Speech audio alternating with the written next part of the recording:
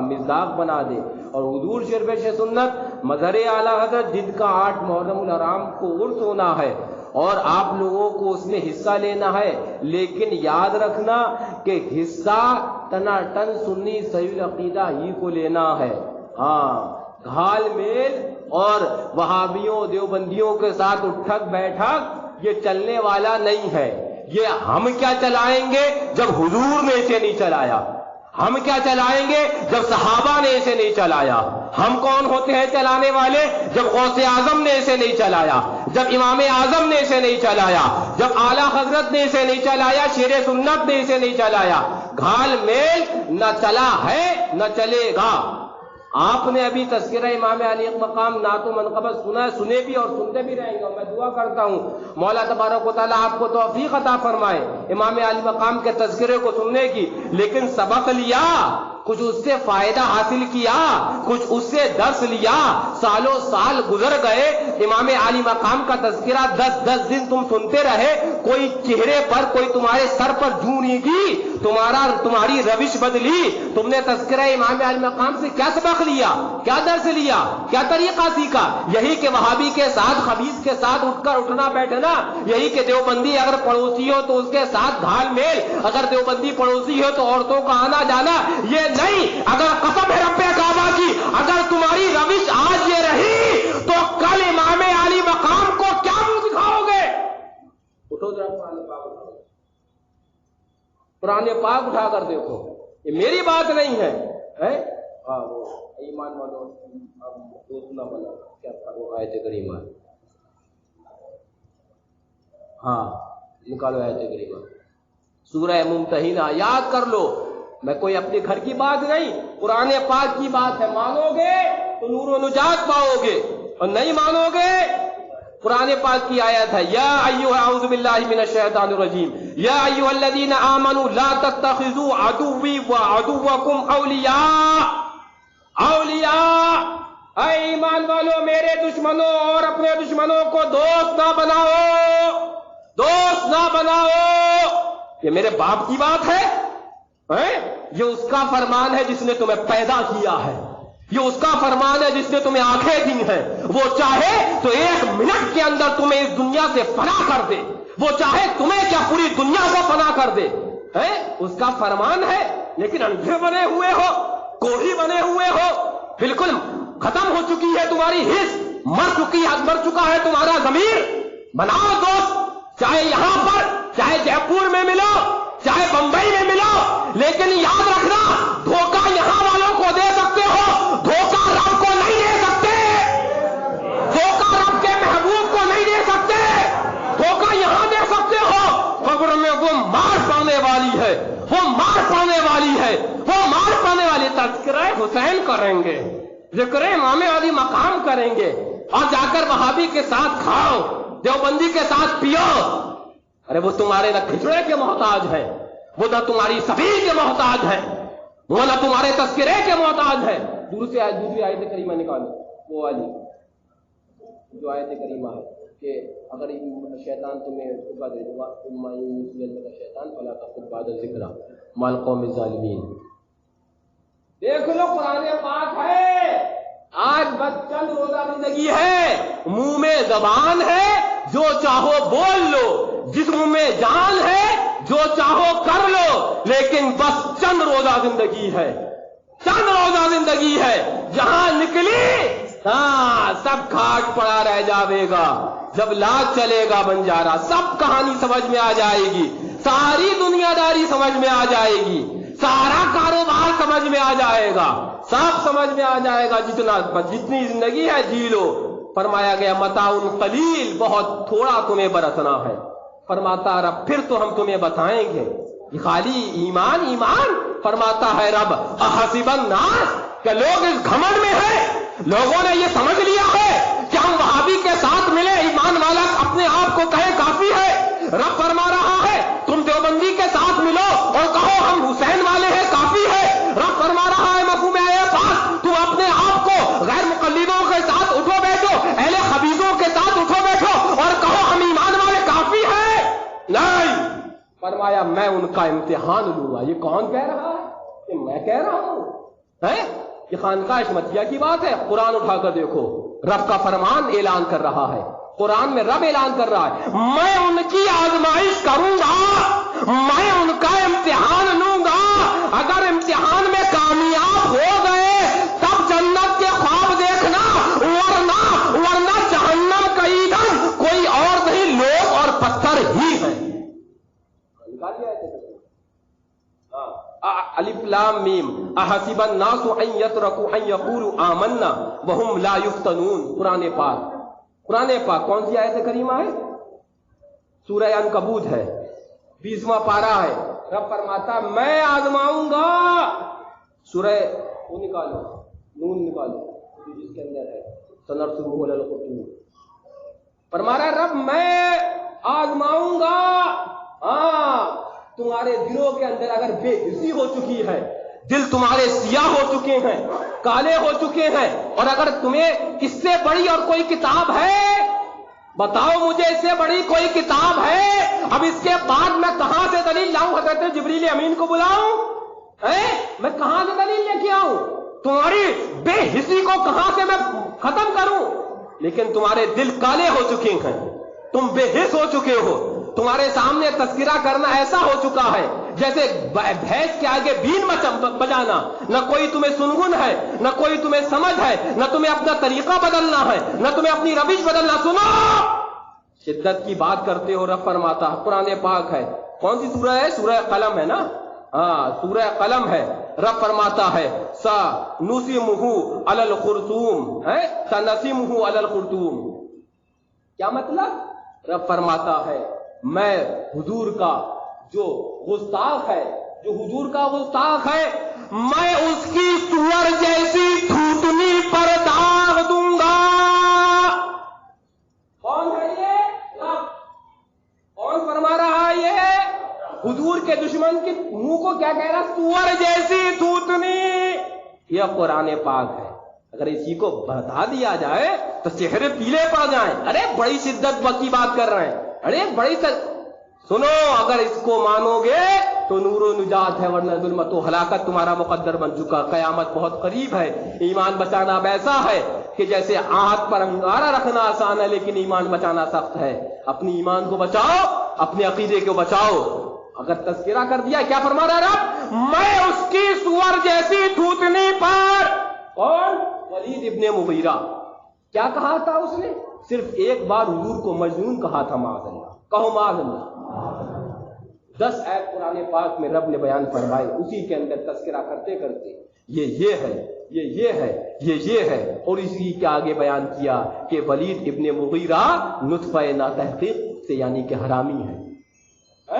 اسی کے اندر آگے ہے اتل بعد ذلک ذنیم، ولید ابن مغیرہ نطفہ ناتحقیق سے ہے۔ یہ قرآن پاک ہے۔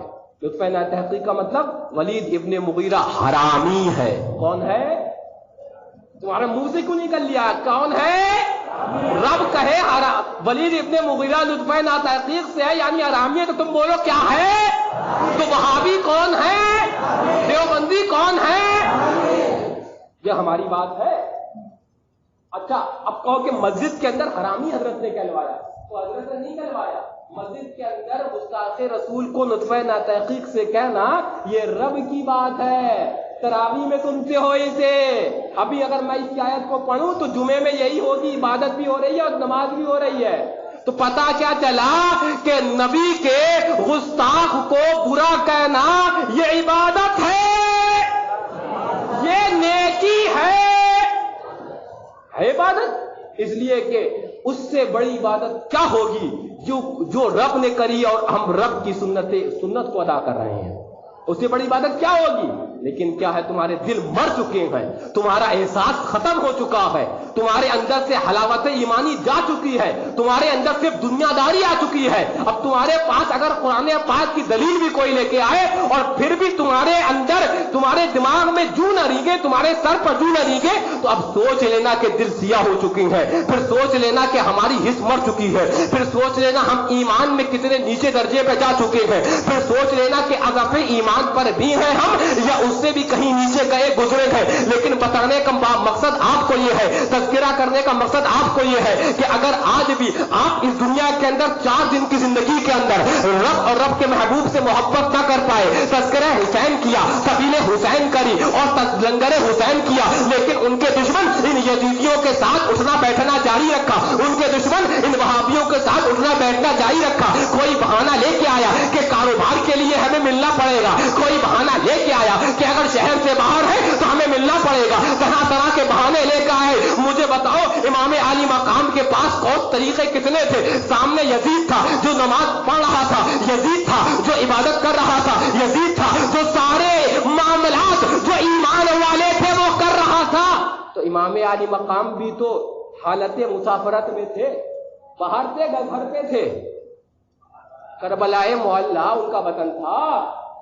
तो इमाम आली मकाम ने जब अपने वतन में ना रहते हुए, और वो भी किससे इत्तिहाद ना किया? फासिक व फाजिर से इत्तिहाद ना किया। वो काफिर और मुर्तद, वो तो बाद में उलमा ने उसको अहकाम लगाए अलग अलग। हमारे इमाम आदम अबू हनीफा रज़ियल्लाहु तआला अन्हु व अर्गा वन्ना ने जो कफ़े लिसान फरमाया, लेकिन यजीद से जो इमाम आली मकाम ने जो मेल ना किया उसकी वजह क्या थी? फिस्को फुजूर था, फिस्को फुजूर था, सिर्फ और सिर्फ फिस्को फुजूर था। इमाम आली मकाम वतन में न रहकर न कोई बहाना न कोई वजह शहजादों को राहे खुदा में कुर्बान करते और उसके बाद फिस्को फुजूर से हाथ ना मिलाएं। और हम किससे हाथ मिलाए हुए? फिस्को फुजूर, हम इर्तिदाद से हाथ मिलाए हुए, हम मुर्तद से हाथ मिलाए, हम खुले काफिरों से हाथ मिलाए हैं। अदावा क्या है?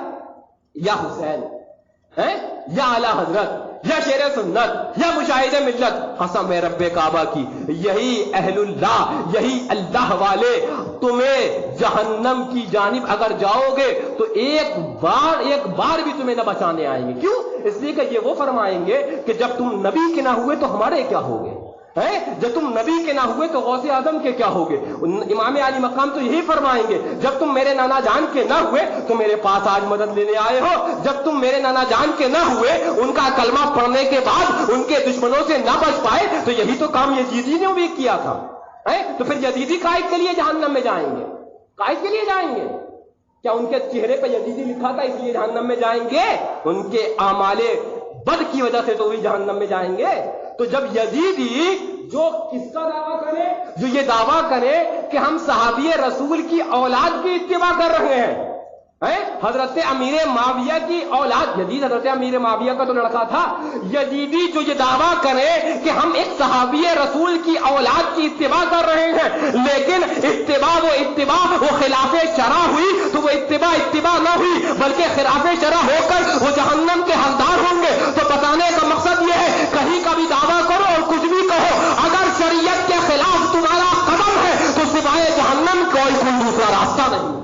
बात क्लियर है, बिल्कुल क्लियर है, न ढकी न छुपी और न बिल्कुल साफ और साफ एकदम। फरमाया गया कुरान पाक सुनो, फरमाया तुसिर्रूना इलैहिम बिल मुअद्दा व अना आलमु बिमा अख्फैतुम व मा आलनतुम। कुरान पाक है, क्या फरमा रहा है रब? तुम छुपकर उनसे दोस्ती करते हो, तुम छुपकर मफहूम पाक उनसे मिलते हो, मैं खूब जानता हूं। रब फरमा रहा है, फरमाता व अना आलमु, रब फरमाता मैं खूब जानता हूं। फरमाता क्या जानता हूं? फरमाता रब, देखो किताब नीचे, रब फरमाता मैं खूब जानता हूं बिमा अख्फैतुम, जो तुम छुपाते हो और जो तुम जाहिर करते हो, मैं खूब जानता हूं। तो याद रख लेना, किसी धोखे में ना रहना, इसलिए कि शरिया पर अमल करना, ये हमसे मोहब्बत जाहिर करना, या हमारा अच्छा बनना, इसके लिए नहीं है। शरिया पर अमल करना रब और रब के महबूब के लिए अच्छा बनना है। फरमाया रब मैं खूब जानता हूं। फरमाता है रब, इरशाद फरमाता है, लन तनफअकुम अरहामुकुम वला औलादुकुम यौमल क़ियामा। तुम्हारी औलाद और तुम्हारे मामलात जो हैं वो तुम्हें क़यामत के दिन फायदा न पहुंचाएंगे। रब फरमा चुका, साफ कुरान पाक में फरमा दिया। अब जहां चाहो मिलो और जहां चाहो छुपो, اور جس سے چاہو اتحاد کرو اور 72 شیطانی بہانے بناؤ. شیطان ایک کام کرتا ہے, ایک گناہ ہوتا ہے, انسان یہ سمجھ کر کرتا ہے کہ گناہ ہے, اس کو احساس ہوتا ہے, اور شیطان بہانے لے کر آتا ہے. ارے مجبوری ہے, ارے فلانے ہیں, تو کیا ہوتا ہے, ایک تو گناہ بھی اور اوپر سے شیطان یہ بھی کہتا ہے کہ مجبوری کے ضمن میں تم نے کوئی گناہ بھی نہیں کیا. تو ڈبل کمینہ پن, ایک تو شیطانی وسوسے سے تم نے گناہ کیا اور شیطان نے آ کے یہ بتا دیا کہ کوئی گناہ ہی نہیں کیا نا تم نے, تو تمہیں تو تمہاری یہ تو مجبوری تھی, تو ڈبل گناہ. لیکن رب فرماتا ہے, رب اعلان کرتا, میں خوب جانتا ہوں, ملو جتنا ملنا ہے. رب نے تمہارے منہ میں زبانیں دی ہیں, بولو جو بولنا ہے. رب نے تمہارے جسم میں جان دی ہے اور ایک وقت کے لیے مہلت دی ہے, کرو جو کرنا ہے.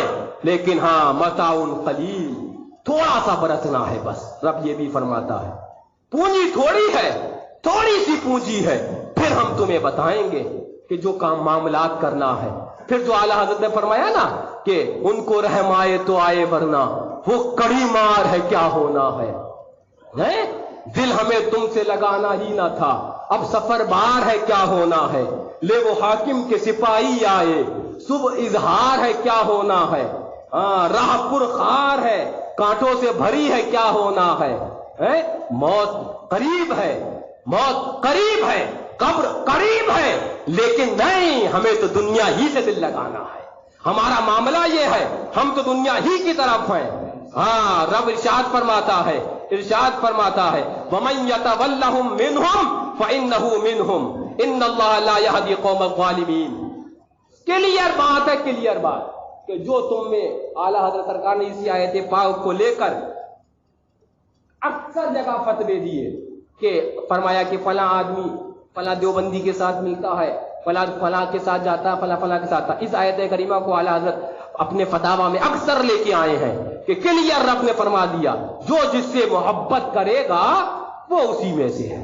کلیئر ہے بس. اب تم اپنا دل جان لو, یہ کلیئر رب نے دے دیا فتوا, یہ فتوا رب نے دے دیا کہ جو جس سے محبت کرے گا وہ اسی میں سے ہے. اب تم خود اپنے دل سے پوچھ لینا, ہم تمہارا دل پہ لکھا ہوا نہیں بتا پائیں گے, وہ تم خود اپنے, وہ تو رب بتائے گا. تم اپنے دل سے پوچھ لینا ہم وہابی سے محبت کرتے ہیں یا دیوبندی سے یا غیر مقلد سے یا سنیوں سے. جہنمیوں سے محبت کرتے ہو تو جہنمیوں والوں میں سے ہو, اور اگر جنتیوں سے محبت کرتے ہو, یہ کلیئر رب کا فتوا ہے, یہ میری بات نہیں ہے. ملو جس سے ملنا ہے, کرو جو کرنا ہے, لیکن بس ایک وقت, ایک مہلت تک. اس سے آگے رب نے جو تمہارے لیے رسی ڈھیلی کر رکھی ہے, رسی رب فرماتا ڈھیلی کر رکھی ہے, جو چاہو کرو. لیکن جب رسی کسے گی اور موت آئے گی اور قبروں میں پہنچو گے, سارے جو یہاں پر بیٹھے ہیں دو نکیر ہے کرامن کاتبین, صاحب بتا دیں گے, سارے معاملات حل ہو جانا ہے. قرآن پاک. ہاں, اور رب نے فرمایا کہ جو ملے گا وہ انہی میں سے ہے, اور میں ظالموں کو ہدایت نہیں دیتا. رب فرماتا میں ظالموں کو, تو جس کو رب ہدایت نہ دے اس کو ہم کہاں سے دے پائیں گے ہدایت. یہ تو بات کلیئر ہے. جس کو رب نہ ہدایت دے پائے, ہمارا کام بتا دینا ہے. اگر تمہاری قسمت کے اندر گمراہیت ہی ہوگی تو وَمَن يُضْلِلْهُ فَلَا هَادِيَ لَهُ. یہ ابھی آپ خطبے کے اندر بھی سنو گے کہ جس کو رب گمراہ کر دے تو اس کو کوئی ہدایت دینے والا نہیں ہے. ہم اور تم کون ہوتے ہیں؟ کوئی بھی ہدایت نہیں دے سکتا. وَمَن يُضْلِلْهُ فَلَا هَادِيَ لَهُ. جس کو رب گمراہ کر دے اسے کوئی ہدایت دینے والا نہیں. اب اگر جس کو رب نے گمراہ کیا ہوگا, ہم قرآن پاک بھی بتائیں گے اسے نہیں سمجھ میں آئے گا, ہم حدیث پاک بھی بتائیں گے وہ بہانے ہی بناتا رہے گا, وہ اس دنیا سے مر جائے گا لیکن اس کے بہانے ختم نہیں ہوں گے. لیکن فرماتا ہے رب جس کو ہم ہدایت دیتے ہیں تو اس کو کوئی گمراہ نہیں کر سکتا. اللہ تبارک و تعالی ہمیں آپ کو مسلک اعلیٰ حضرت پر قائم فرمائے, اور حضرت عمر فاروق اعظم رضی اللہ تعالی عنہ وارضاہ کی صدقہ ایمان کا صدقہ عطا فرما دے. استغفر اللہ ربی من کل ذنب واتوب الیہ وما علینا الا البلاغ.